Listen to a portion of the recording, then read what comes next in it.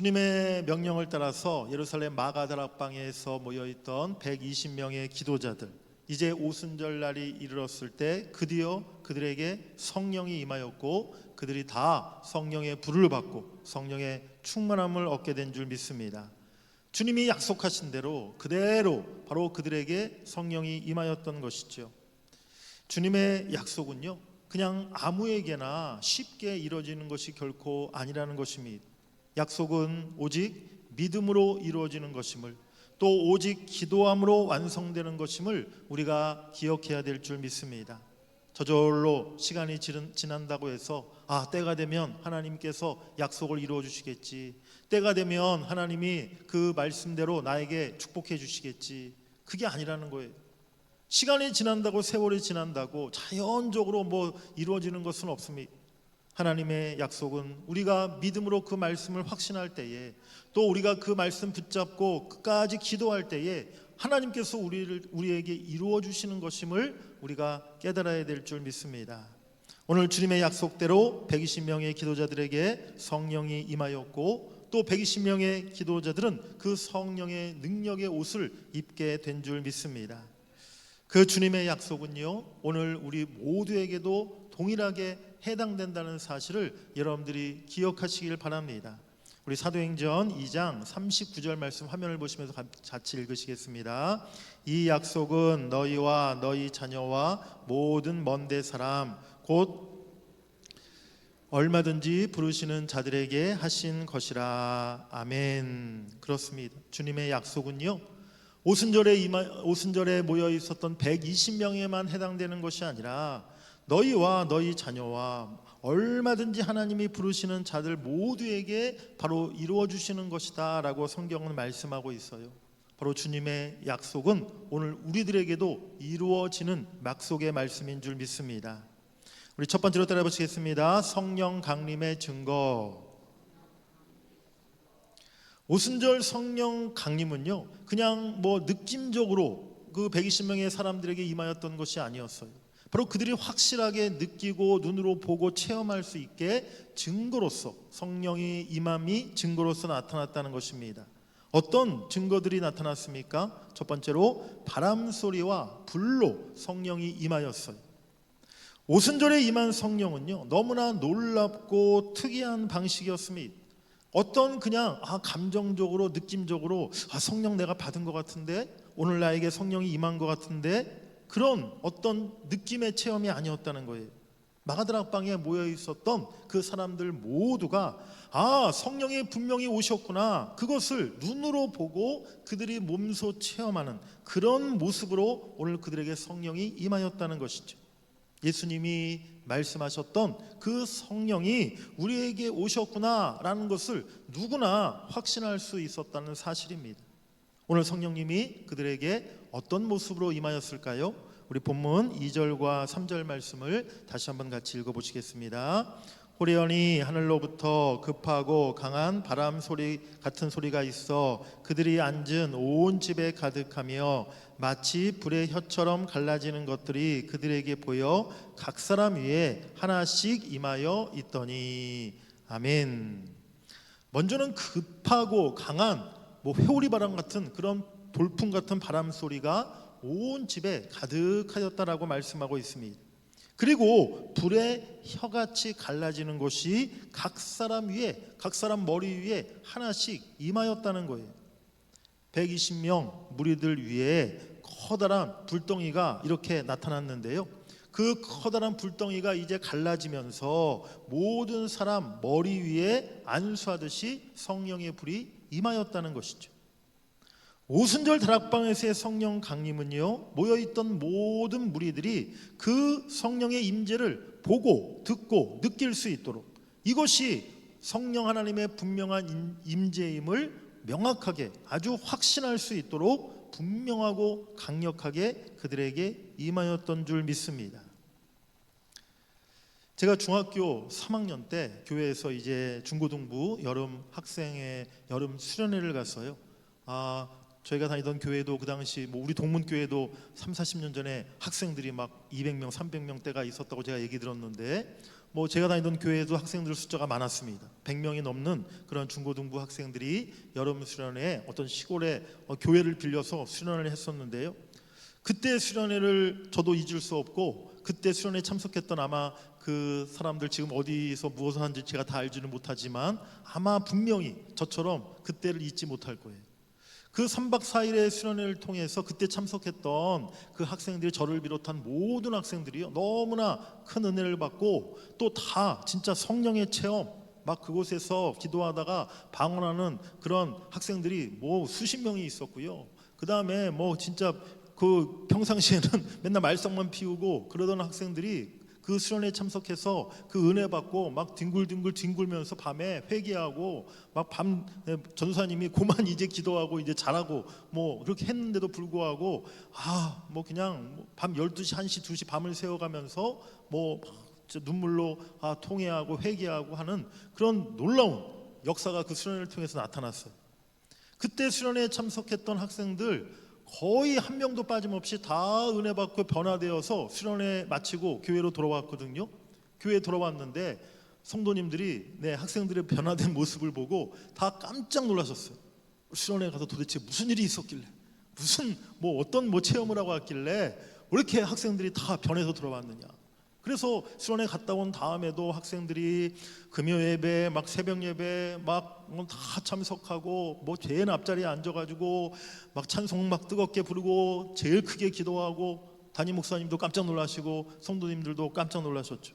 누가 봐도 우리 학생부 이번 여름 수련회에 정말 성령의 그런 은혜를 체험하고 성령의 역사를 그들이 학생부 가운데 성령의 역사가 나타났구나. 모든 성도들이, 모든 사람들이 다 그렇게 알고 느낄 수 있을 만큼 학생부 전체가 그런 놀라운 변화가 나타났다는 것이죠. 그렇습니다. 오늘날도 우리에게 교회 가운데 성령이 임하고 성령이 충만하게 되면요, 성령의 역사는요 그냥 성령이 임하였는가 안 임하였는가 긴가민가한 그런 임재하심이 아니라는 거예요. 분명히 스스로 먼저 나에게 확신으로 임하는 것입니다. 오늘 내가 성령의 충만함을 받았구나, 오늘 내 안에 성령께서 역사하시는구나, 우리가 그것을 분명히 알게끔 성령이 우리에게 임하신다는 것이죠. 그리고 그 성령의 임재하심과 충만함은 반드시 겉으로 나타나게 되어 있다는 것입니다. 아무리 숨기려고 해도 모든 사람들이 그것을 알 수 있게끔 그렇게 성령의 열매들과 또 능력들이 나타나게 된다는 것이죠. 사도행전 1장 8절에 오직 성령이 너희에게 임하시면 너희가 권능을 받고 라고 그렇게 주님이 말씀하셨어요. 성령의 권능이라는 말, 헬라어로 두나미스라는 말인데요, 여기서 다이나마이트라는 그런 영어 단어가 나왔어요. 아주 강력하고 폭발적인 능력을 말하는 것입니다. 오늘 우리에게도 그저 긴가 민가 하는 그런 어떤 느낌적인 성령의 역사가 아니라 의심할 여지가 없이 분명하고 확실한 그런 성령 충만함의 역사가 우리 가운데 나타날 수 있기를 주의 이름으로 간절히 축복합니다. 두 번째로, 오늘 성령 충만함 받은 120명의 제자들에게 방언의 증거가 나타났어요. 4절 말씀에 보니까 그들이 다 성령의 충만함을 받고 성령이 말하게 하심을 따라 다른 언어들로 말하기를 시작하니라. 성령 충만함 받은 제자들, 다른 언어들, 즉 방언으로 그들이 말하기를 시작했다는 거예요. 이때는 어제 말씀드린 것처럼 오순절, 77절, 유대인들이 중요하게 지켰던 3대 절기 중에 하나인 그 절기의 때였습니다. 그래서 각처에서 많은 유대인들이 예루살렘에 바로 방문하기 위해서 많은 그 각처에서 온 많은 사람들이 예루살렘에 머물고 있었던 것이죠. 여러 지역에 흩어져 있었던 유대인들 뿐만이 아니라 여러 다른 민족의 사람들까지도 예루살렘에 모여 있었습니다. 그런데 그 사람들이 120명의 제자들이 성령 충만한 그 증거를 직접 그들이 목격하게 된 거예요. 제자들이 성령 충만함을 받아 이제 각 나라 말로 방언을 말하기 시작했는데 바로 그들이 그 방언을 듣고 깜짝 놀라게 된 것이죠. 8절 말씀해 보니까 우리가 우리 각 사람이 난 곳 방언으로 듣게 되는 것이 어찌 됨이냐. 각 나라의 여러 언어로 제자들이 한 번도 그날에 제자들이 가본 적도 없고 뭐 외국어를 지금처럼 공부할 리도 없고 다른 나라의 말을 그들이 어떻게 말할 수 있었겠습니까? 그런데 성령의 은사를 통해서 그들이 각 나라 말로 예수의 복음을 전하고 예수의 십자가와 부활을 말하기 시작했다는 거예요. 그랬을 때 그 방언을 들은 사람들의 반응이 있었습니다. 첫 번째 반응은요, 11절에 보니까 우리가 다 우리의 각 언어로 하나님의 큰 일을 말함을 듣는도다. 일부의 사람들은요, 지금 저 사람들이 그렇게 방언을 말하고 우리의 언어로 말하는 것들을 볼 때 저것은 하나님의 크신 역사이구나, 하나님이 저들을 통해 큰 일을 행하시는구나 라고 그들이 하나님의 일하심을 인정했다는 것입니다. 그런데 13절 말씀에 보니까 또 어떤 이들은 조롱하여 이르되 그들이 새 술에 취하였다 하더라 라고 말씀하고 있어요. 어떤 사람들은 성령의 임재와 그 성령의 역사들을 이해하지 못하고 그 제자들을 향해서 저 사람들 술에 취한 것 아닌가? 라는 엉뚱한 이야기를 했다는 것이죠. 왜 그들은 성령의 역사를 이해하지 못했습니까? 성령의 지금 임재하심을 그 분명히 증거로 보여주고 있는데도 불구하고 왜 그들은 엉뚱한 소리를 하였습니까? 사람의 지식과 지성과 상식으로 이해하려고 하니까요, 성령의 역사가 이해가 되지 않았던 거예요. 어떻게 그것이 사실은 인간의 지식으로 상식으로 이해할 수 있는 일이었겠습니까? 분명히 자기네들이 봐도 저 마가다락방에서 나온 120명의 사람들, 저 나사렛 사람들이고 갈릴리 사람들이고 유대인들인데 저 사람들이 어떻게 우리나라 말을 해? 이것은 무슨 뭐 귀신 역사인가? 아니면 술에 취한 사람들인가? 엉뚱한 생각을 했다는 거예요. 자신들의 상식으로 이해가 되지 않으니까 그것을 받아들이지 못했다는 것이죠. 우주보다 더 크신 하나님, 우리 하나님이 얼마나 크신 하나님이십니까? 우리 하나님이 얼마나 전능하신 하나님이십니까? 우주를 다 하나님께 담을 수가 없어요. 하나님의 크신 능력을 우리가 말로 다 표현할 수 없어요. 그런데 때로는요, 그 크신, 우주보다도 더 크시고 말로 표현할 수 없이 전능하신 하나님을요, 때로는 우리가 너무 내 작은 머리로, 우리의 작은 지식으로 하나님을 판단하고 하나님의 일하심을 우리가 그렇게 생각하려고 하는 경우가 얼마나 많습니까?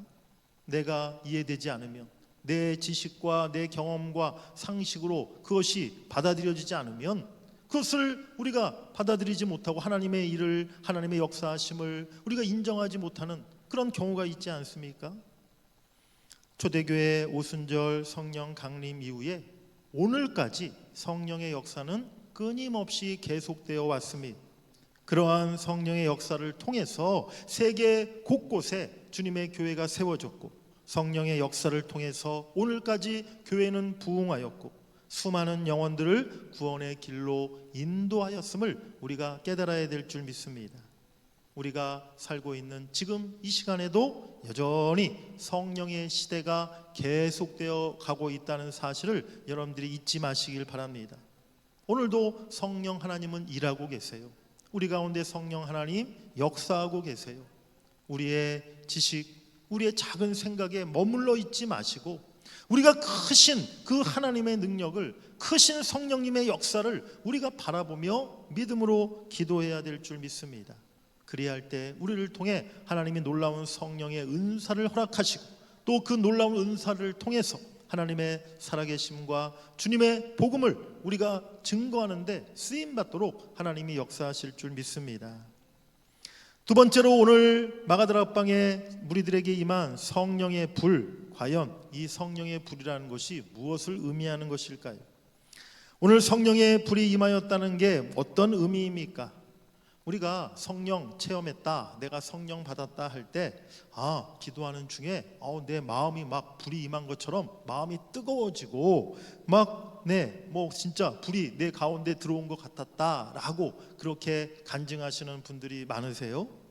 그렇습니다. 성령은요, 우리 영혼에만 역사하시는 것이 아니라 우리 몸에도 역사하시는 분이기 때문에 그런 현상이 충분히 나타날 수 있는 거예요. 그런데 성경에서 말씀하는 성령의 불이라는 것은요, 더 깊은 영적인 의미를 가지고 있습니다. 첫 번째로 성령의 불은요, 죄를 태워버리는 능력이라는 사실을 우리가 알아야 됩니다. 따라해 보시겠습니다. 성령의 불은 죄를 태워버리는 능력이다. 예수님이 승천하시기 전에 제자들에게 성령을 받기를 기다리라 라고 명하시면서요, 뭐라고 덧붙여 말씀하셨냐면 너희가 몇 날이 못 돼서 성령으로 세례를 받으리라 라고 이렇게 말씀하셨어요. 성령 임재를, 성령 받는 것을 성령 세례라고 예수님이 이렇게 표현하셨다는 것입니다. 세례의 의미가 또 무엇일까요? 세례는요, 첫 번째 의미가 우리의 죄를 물로 씻는 것처럼 우리의 죄를 씻는다라는 의미를 갖고 있어요.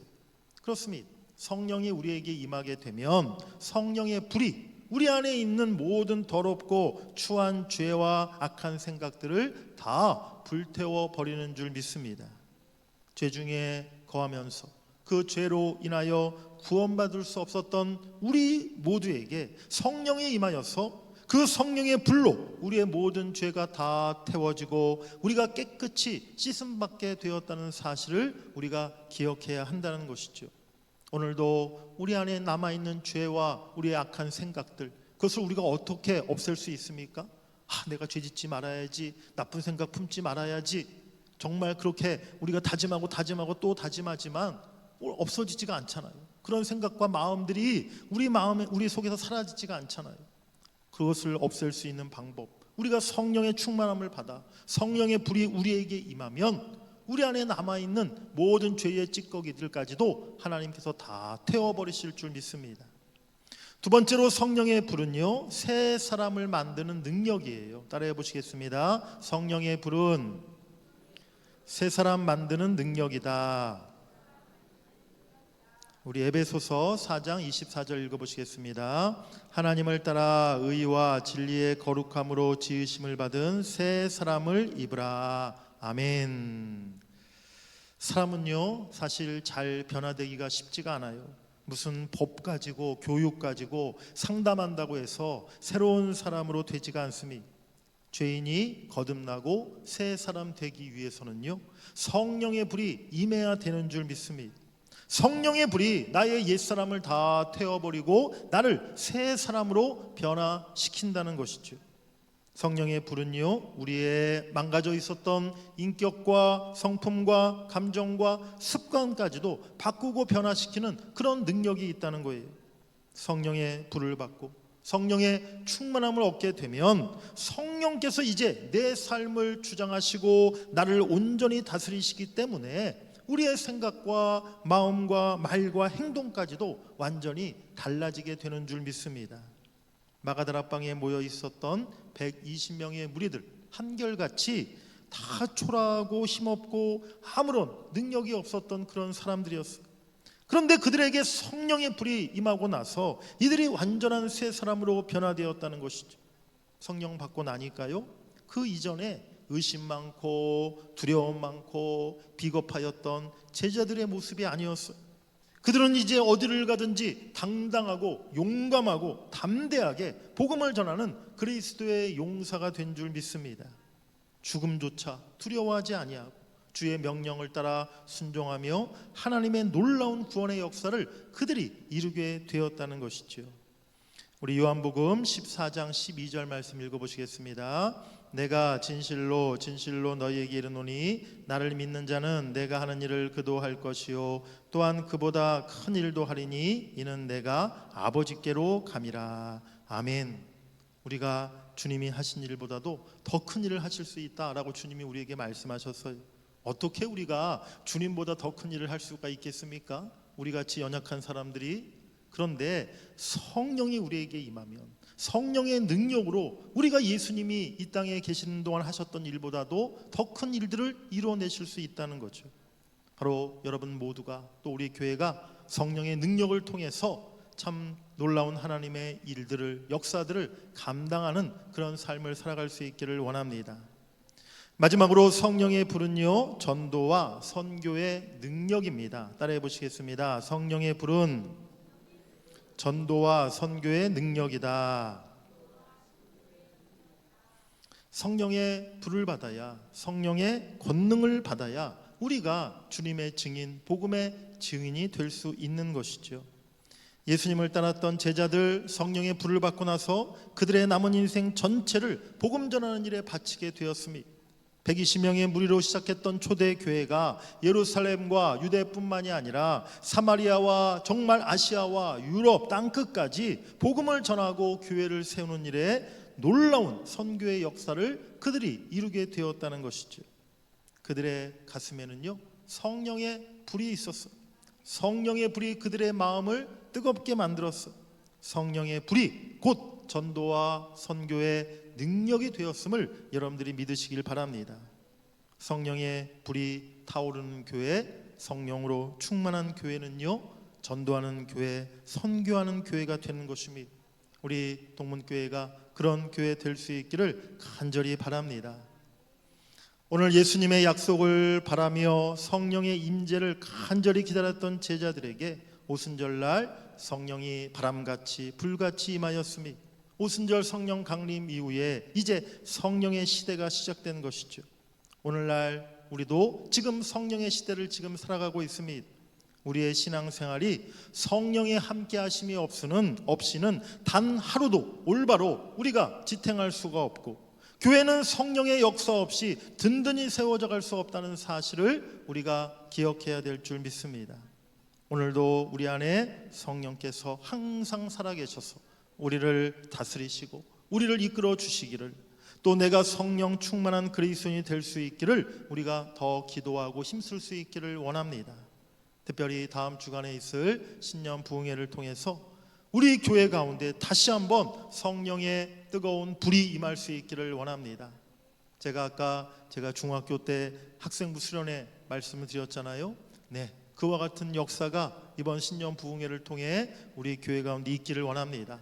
몇몇 분들만 은혜 받고 그냥 끝나는 것이 아니라 수련회 이번 부흥회에 참석했던 우리 모든 성도들이 전 성도가 다 성령의 충만함을 힘이 있고 말씀의 능력을 힘이 있고 성령의 그런 놀라운 체험 가운데 다시 참으로 그 온전한 신앙으로, 능력 있는 신앙으로 그렇게 일어서서 그렇게 올 한 해를 우리가 시작한다면 2025년도 우리가 못할 일이 뭐가 있겠습니까? 이루지 못할 것이 무엇이 있겠습니까? 성령의 능력을 앞세워 나가면 우리가 무엇이든지 이 한 해 이루는, 성취하는 한 해가 될 줄 믿습니다. 그리하여 2025년도 성령의 능력으로 일어서는 여러분 모두와 우리 교회가 될 수 있기를 주의 이름으로 간절히 축복합니다.